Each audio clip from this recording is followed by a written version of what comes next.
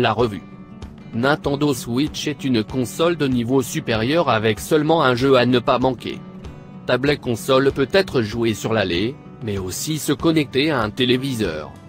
Le plus récent système du jeu de Nintendo, Switch, porte le poids de certains objectifs nobles.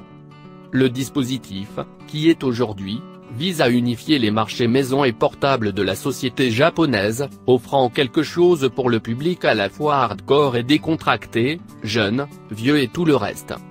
Le résultat final est une machine tout à fait différente de toute autre chose dans le marché du jeu et du gadget tech, plein d'idées fraîches qui sont mieux exécutées que la plupart des produits dans leur première itération.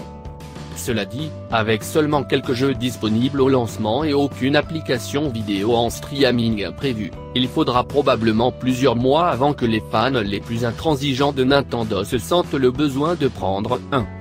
La principale caractéristique du Switch, la possibilité de jouer à des jeux à la télé comme une console, mais de les prendre en main comme un ordinateur de poche, fonctionne parfaitement.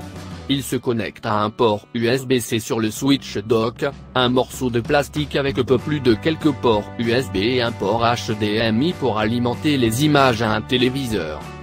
Lorsque vous voulez le prendre sur la route, vous simplement soulevez la tablette hors du dock et l'image swap à la tablette en quelques secondes.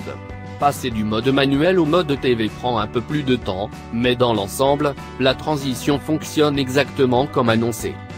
Mobile multitasker devrait prendre note, le Switch ne dispose pas d'un appareil photo, des applications de streaming vidéo comme YouTube ou Netflix ou des applications de productivité de bureau. C'est une machine de jeu, arrêt complet.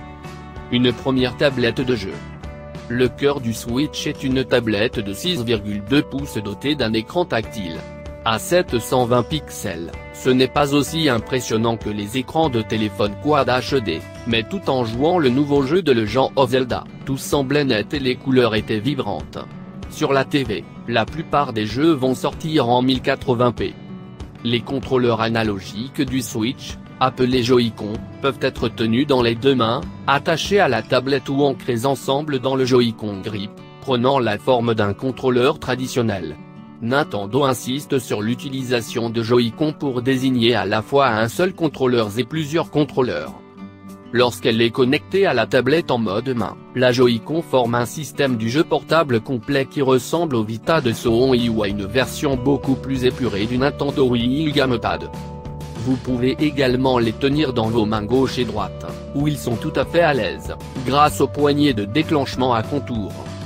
Mais dans des configurations plus traditionnelles, la Joy-Con se sent un peu hors tension. Les petits boutons et les joysticks décentrés sont placés maladroitement lorsque vous tenez une Joy-Con horizontalement, comme un contrôleur né à l'ancienne. Fusionner les deux dans le Joy-Con Grip est mieux, mais il est étroit par rapport à la PlayStation et les contrôleurs Xbox. Les traditionalistes feraient bien de ramasser le Pro Controller, avec ses poignées confortables et ses boutons plus massifs. Mais cela vous coûtera 89,99 $. La durée de vie des piles n'est pas impressionnante.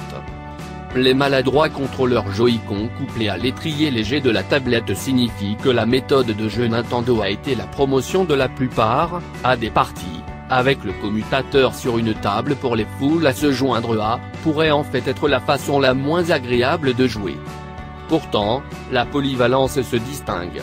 Un jeu complet de qualité console comme The Legend of Zelda, Breath of the Wild est jouable sur la route pour les personnes qui ont un long trajet ou qui voyagent fréquemment en avion.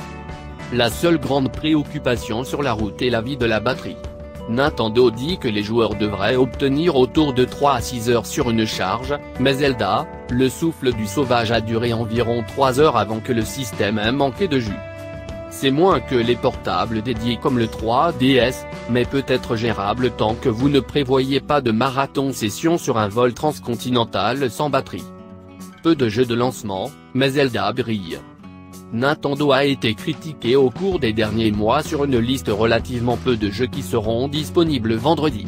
Les titres de chapitre incluent la mini-collection de jeux de Switch, le jeu de puzzle à 2 joueurs Sniper Clip et la légende de Zelda, le souffle du sauvage. de Switch est une collection éclectique de 28 mini-jeux destinés à montrer les fonctions de la Joy-Con. Ils vont de familier, tennis de table et baseball, à bizarre. Malheureusement, un de Switch n'est pas livré avec le commutateur et coûte 64,99 $ séparément. Avec un hit en Miss collection de jeux qui se sentent viciés après quelques heures, il est difficile de recommander. The Legend of Zelda, le souffle de la folie, cependant, est le jeu de lancement parfait pour faire taire les critiques qui pourraient penser qu'un appareil portable ne peut pas offrir l'expérience complète d'une console à domicile. C'est une aventure enchanteresse d'une taille et d'une portée étonnante, remplie de moments tendres et d'actions stimulantes qui maintiendra les joueurs occupés pour bien au nord de 50 heures. Les critiques l'appellent déjà un chef-d'œuvre. Le souffle du sauvage est un moment décisif pour la série The Legend of Zelda et le jeu le plus impressionnant jamais créé par Nintendo, a déclaré Pete Brown de GameSpot.